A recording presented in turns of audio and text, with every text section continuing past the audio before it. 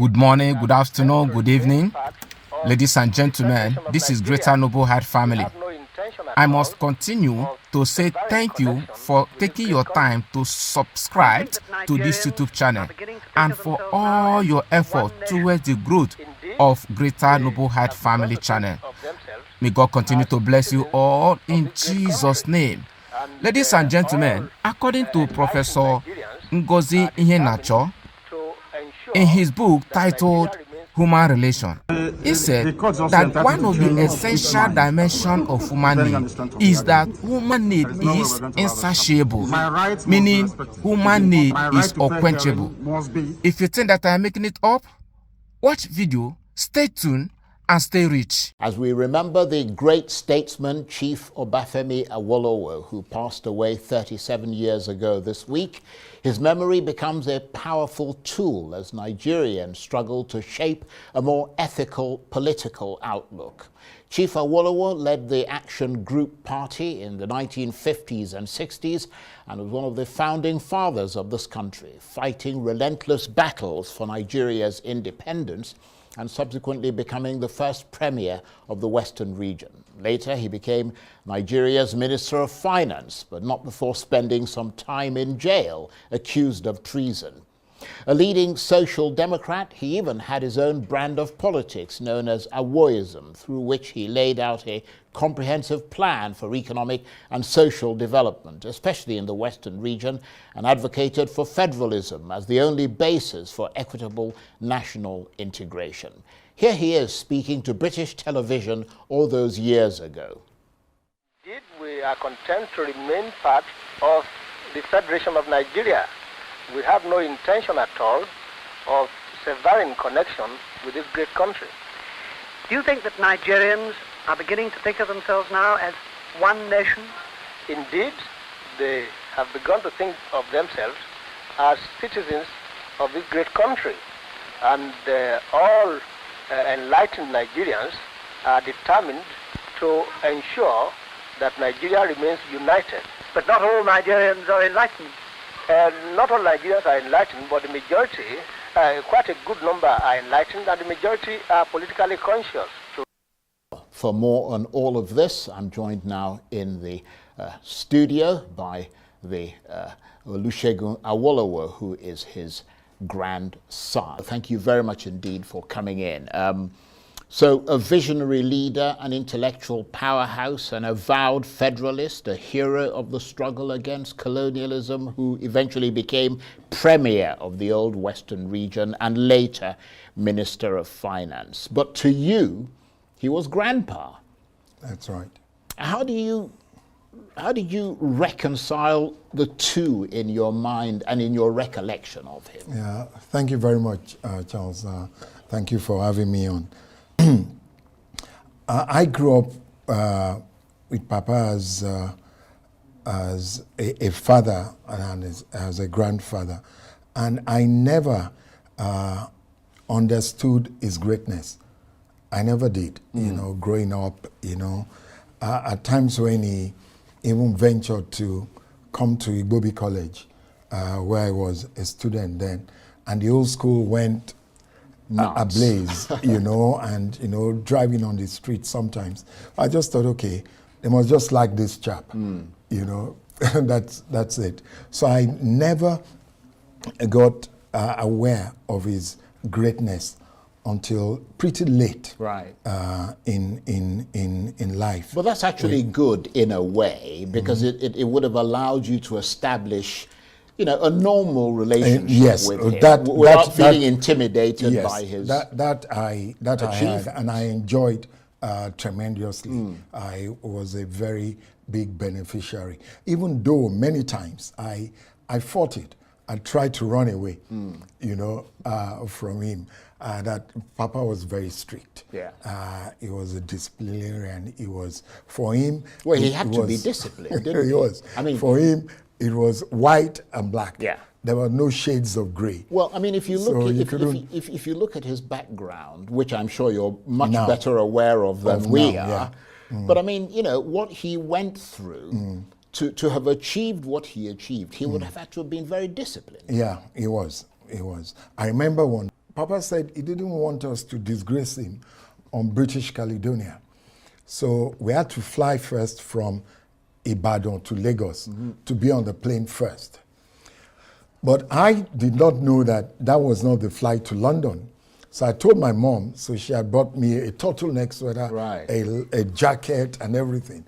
So that's how I dressed to go from Ibadan to Lagos. Of course, I was sweating profusely throughout the flight. You are going to America, he tells you are going to a buffet. He says, okay, the first thing you must realize is that your eyes are always more hungry than your stomach. It will give you all those kind of lessons. The do's and don'ts. Do's and basically. don'ts that don't come and disgrace Yeah. me here. It was like a finishing school, wasn't Yes, it was practically. He ran that. it? But I mean, we're looking at him. Obviously, you knew him after he had become what Yeah. he became. But what was his background? Because he rose to the commanding heights of Nigerian politics. But I'm wondering whether that dramatic rise was simply as a result of sheer hard work on his part. It was shared work. Papa was a very deep thinker. He was an extremely deep, focused man. I remember when he was running for president, the thing logo was the man with a mission, blessed with a vision. And that's him. That's him. He had his vision on Nigeria, and he had the mission. He knew how to get there. He knew, for him, it really wasn't rocket science. Very clear. Yeah, it was very clear. I mean, I remember actually seeing a video of him. I think he was campaigning for one of, it might have been the 1979 elections or something, and he got into this helicopter and landed somewhere, and there were all these people thronging around him and, dancing and so on. And he just came with a very stern face and said to them, I'm not here to dance. So you can take all your songs and your singing and go, I'm here to deliver a message. For him, politics was a selfless service. It was not a joking affair at all. And that kind of very disciplined, very focused attitude would only have come, as we were discussing earlier, from his background. I understand his father died when he was still quite young. In 1920, and he had to take on sort of menial jobs and become a houseboy. When you read his book, My Early Life, because I now had to start reading many of his books. I tell you how and it you've got quite a few books. Just to show the audience what. I remember I was then in international school in Geneva, and my favorite subject was English literature. And we had an English teacher who had got me to fall in love with Martin Luther King, his speeches. Then I could recount, offered verbatim, the I Have a Dream speech, many of his speeches like that. So I came home on holiday once, and I was reacting it to Papa. I was telling him, I have a dream, blah, blah, blah, blah. So I told him all that, and he said, that's very interesting, that's very good. So the next day, he got me a Baptist in book and many things where because Martin Luther King, of course, was a Baptist preacher. Yes, so most of his things were from the Baptist in book and the sermons. So he got them for me to look at, blah, blah, blah. So I still did not understand what that meant. But it was much later I felt, okay, what Papa was trying to tell me was that, oh my God, I'm reading all this. You are not reading. You are going to memorize something else. Martin Luther King. You are going to memorize something else. And so that was quite... very interesting. And of course, I mean, as we said, he had... there were so many high points in his career. I mean, beyond the fact that he did spectacularly well in school, and this is not people saying, I did well in school. I mean, the evidence is there. And he then went on to the UK, University of London, and all the rest of it, and then got political. Because he was in Britain, he published a book titled Path to Nigerian Freedom, which focused on federalism. Yeah. In fact, that was almost the Bible upon which Nigeria's constitution was then later sort of put together. Federalism as the best structure for Nigeria. That suggests considerable foresight into Nigeria's political future. Oh, yes. But you must also understand that before that, he was a confederalist. And so he now changed to be a federalist. He adopted, he had many of his books had said, Thoughts on Nigerian Constitution, where I thought maybe the best thing was. But then he realized, went back to that, it must be federalism. That was best for Nigeria, because he gave which is why, almost freedom to everybody to be able to be on their own turf, but also participate in the country. And I mean, that was. I mean, he then joined the movement, Nigeria to self-rule. And of course, Nigeria eventually became independent, but leading to that, he had formed the Action Group and became the first premier and so on. So a lot of high points in his career. But there were low points as well, weren't there? I mean, he was tried for treason and imprisoned. What were the circumstances that led to that? Well, it was obviously politics. There was no way. He has answered all that in most of his publications. I remember when Papa was writing My March Through Prison, Adventures in Power, he only did 2 parts. It was to do 3. Remember, then I will have to proofread some of it for him. I will call me from my room. I'll go to his room. I will read it out to him. It will lay back. Sometimes I had to apply his eye drop for him, and he had shut his eyes. Said, read it out to me, read it out to me. And there was at one point where I said, Papa, I don't think this should be in your book because it's about a family member. This is what he wrote. And he said, no, that is the truth. That is what happened.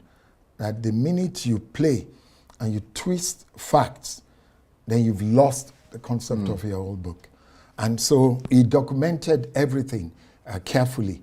And what was his explanation for what happened in that sort of, the circumstances of that treason trial and imprisonment and so on? Well, for him, it was a gang-up, according to him. And if you read his allocators, when he was being jailed, when the then Justice Shoemot told him that my hands are tied, but I must sentence you. And he said, before your sentence, this is what will happen. You know, that was, when you go back now and read that, allocators, and then see what exactly happened, you start to wonder what manner, what breed of a man is this? You know, he predicted it to the letter that this is what will happen. And then he went on to say that people might say, who are you to talk like this? What if you die? And he said, I will not die.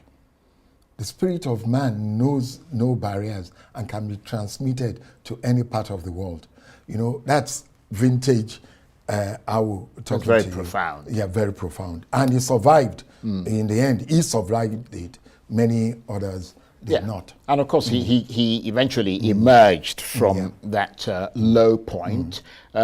He bounced back. I mean, he became the Minister of Finance. Yeah, to General Gowon. General Gowon indeed released him from prison and asked him to serve in the government as, what you call vice president now.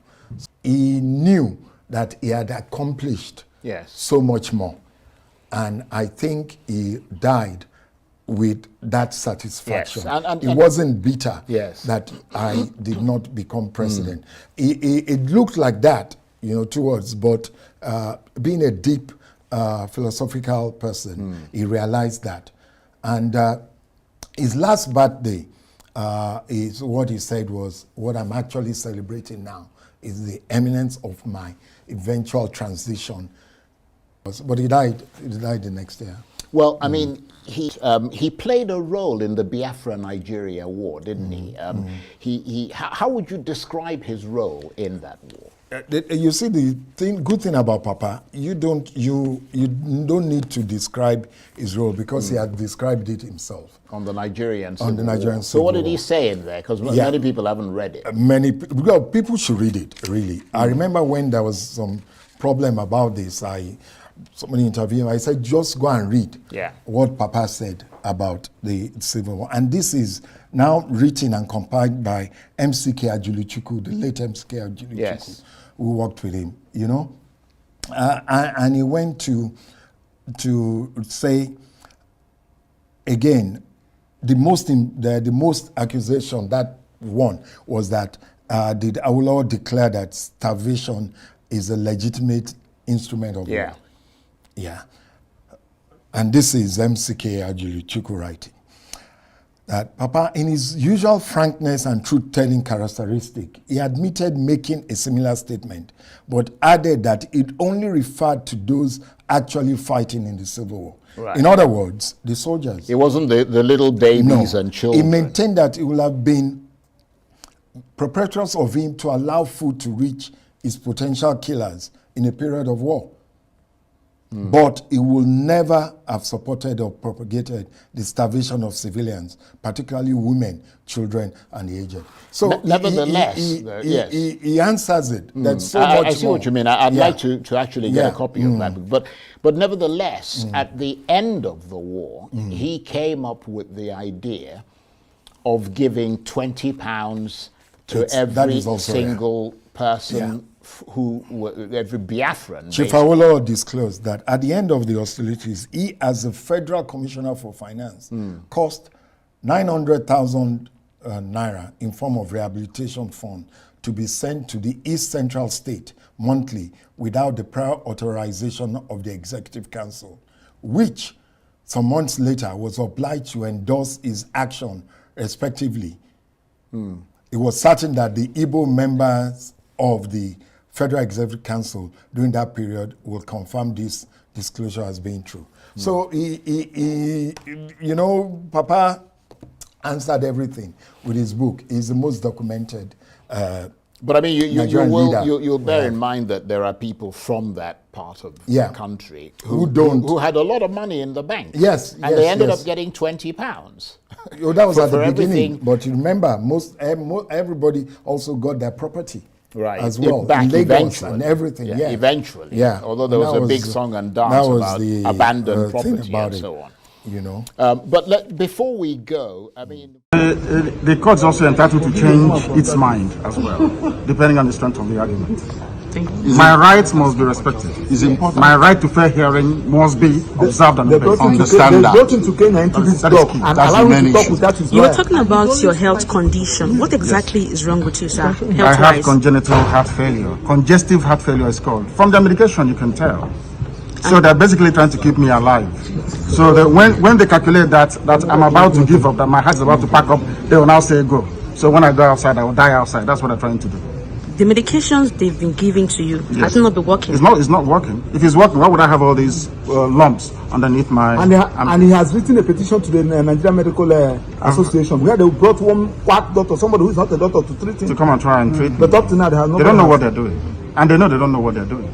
He's seeking for a non-custodial arrangement by the court. You said house arrest. Exactly. I don't mind house arrest because I'll defeat them. Who will see it?